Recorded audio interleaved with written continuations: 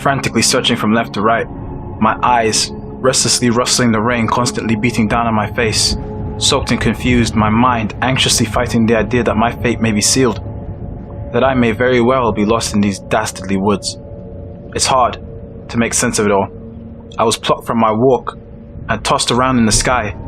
I remember at a point I was able to look down toward my feet. I saw the ground, all of the ground.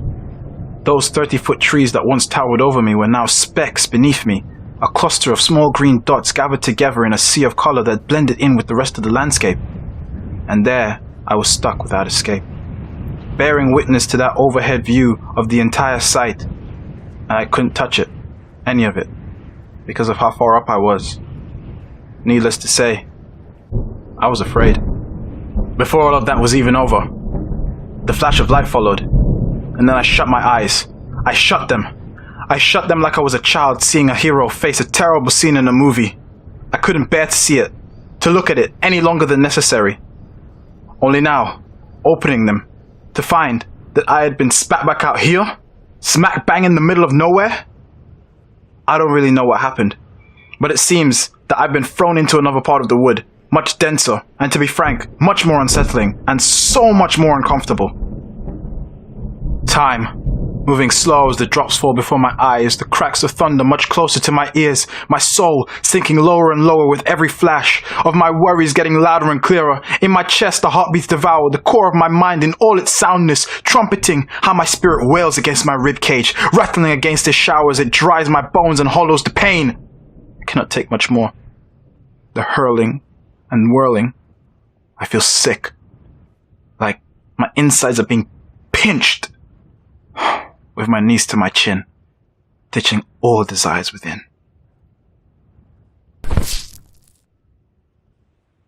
Wait, that's it. I have a phone. I'll just call for help.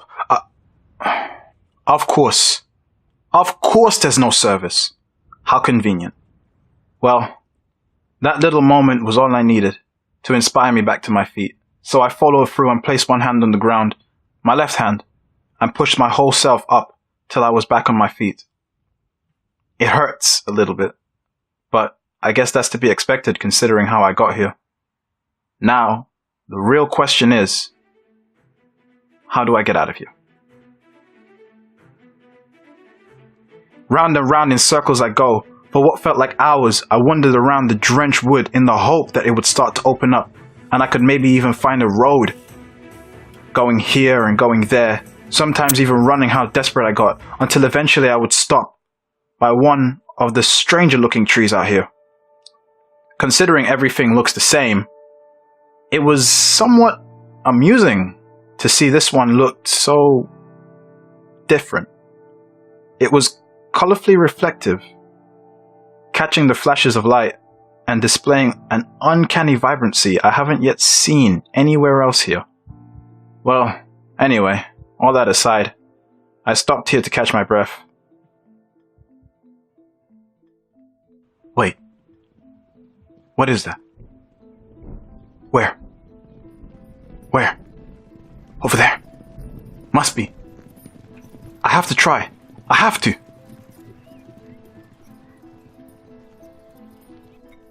The wood started to open up a bit. I saw lights and heard horses and followed it until I came to a path. I ran out a little too far and got in their way and startled them. They started to freak out and then they just stopped. I heard a voice saying, "Sir, there's someone in the road."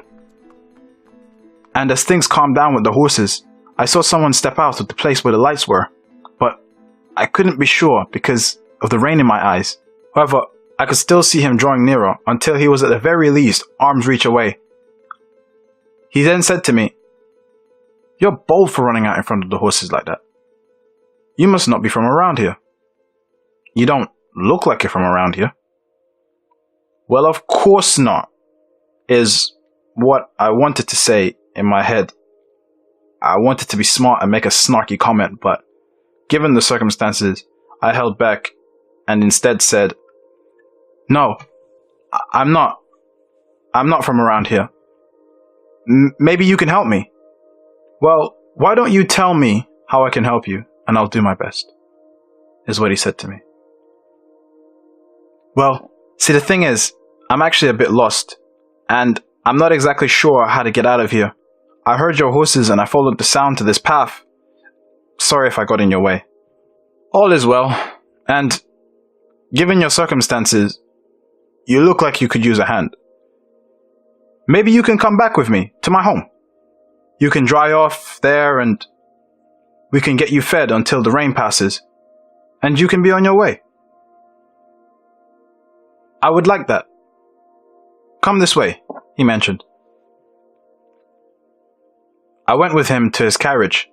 I guess I figured out that it was a carriage as I got closer. It was not at all like the ones I've seen in the movies and museums, but yet not unlike them either. He opened the door and we went in and we sat down inside, and it was quite luxurious, to say the least. You know, I'd always seen these kind of things in movies, but I never thought that I'd actually get to sit down in one. I just sat there murmuring to myself. I can see that you haven't been in one of these before, he stated, obviously watching me. Well, no, I haven't. I said that reluctantly.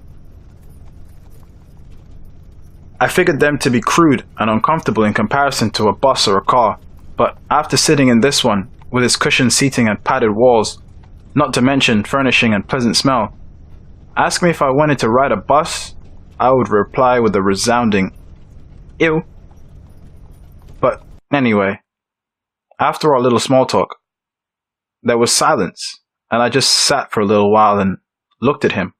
He was wearing a long red and blue coat with an insignia on it of a diamond. I can only imagine he was from a wealthy family. Perhaps he might even have been a lord of some kind. His hair was pitch black and it looked oily, as well as being on the longer side, but it was well kept and groomed over. His eyes were almost 24-karat gold in tone, nothing like I've ever seen. He had his hat in his lap. It was a little wet, considering, but he didn't seem too bothered by any of it. After getting a good look at him, I remembered I didn't even introduce myself. Nervously starting, I introduced myself. My name is Simon Miller. It's nice to meet you. Oh, my apologies, he answered. I'm Enric Diamante. It's unfortunate we had to meet under such circumstances. Well, it was very fortunate for me. You were on the road when you were, I replied. I'd still be running around those woods in the rain. Ha ha ha. Very true, he followed up, very amused. You know how to pick your times to travel. Rainy season, you see. With some resentment in my voice, I replied, Oh, if only I had known. Still, it is a bit unusual the way the rains came tonight. One might even say, strange, he said as he held his head in thought. I couldn't agree more, I said as I turned to see out the window, contemplating, thinking. How did I get here? Why am I here? Carriages, horses, strange insignias. What kind of place is this? Am I even still... Anyway, let me not entertain that thought. I continued to look out the window, as though in a trance of my own thoughts, and only a few bumps in the road later, and a little bit more thinking, he said, We've arrived, Simon Miller. We're here. I stepped out of the carriage to look up and see two large concrete columns, in between them a large wooden door with handcrafted patterns all over it. Enric went ahead of me and I followed closely behind, not paying too much attention to the carriage driver, who took the horses and the carriage around to the side of the building. Enric opened the door and we went inside, and there, It was like walking into a completely different world. Almost unreal. In the hall before me, the walls became a liquid tide of emerald stones from every side, a crystal maze of broken tiles and granite panes set on high. Oh, what a scene before my eyes. The majesty of it all, I can't describe. And though it was just the entrance hall, my mind alone couldn't even begin to comprehend what lay in wait behind the 10-foot tall golden doors at the end of the hall. How did I end up in a place like this? What kind of a friend did I make tonight? I asked myself, gazing upon its splendor. Ah, the night. It was an unusual night. We weren't expecting a storm. I made sure of it before I left, and yet one came pouring down almost as if, "Simon Miller!" Enric called. I replied to Enric as he was inviting me in from the entrance where the storm was, and started to pour down even more when I stepped inside.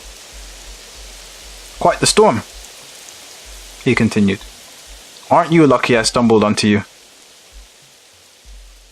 "Yeah, I do have to thank you for that, again. But what brought you out of your house in the first place?" He paused, almost as if I struck a nerve, asking something I shouldn't have. So I clutched my umbrella and readied myself for the worst. "It seems you're confused," he said. Come again?" I replied, bewildered. "I was simply returning home from a business outing. You came wandering out of the woods. For a moment it seemed you came out of the flash of lightning that was in front of me." I'm not sure I'm following." "Well, let's not worry about that," he said, interrupting. "For now, let's get you warmed up inside." Not much else to say after that. I just followed up with, "Okay." I thought I was lost in time the moment I saw him riding a horse-drawn carriage as he approached, but I shook it off. I tried to enlist his help, and then he brought me here. Wow. A really strange turn of events, the way I see it. The massive golden doors seemed to have just opened themselves on their own, and the inside was undescribable.